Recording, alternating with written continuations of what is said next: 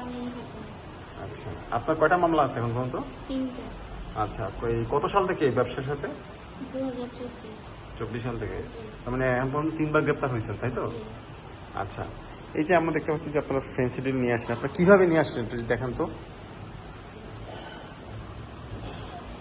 মানে এই যে এগুলোতে করেন, দেখান তো আমাদেরকে।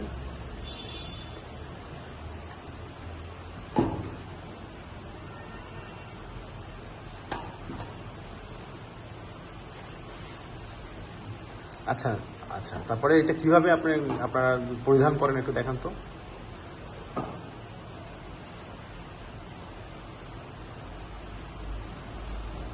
এটা জাস্ট হচ্ছে এটা পরে তারপর বোরকা পরেন।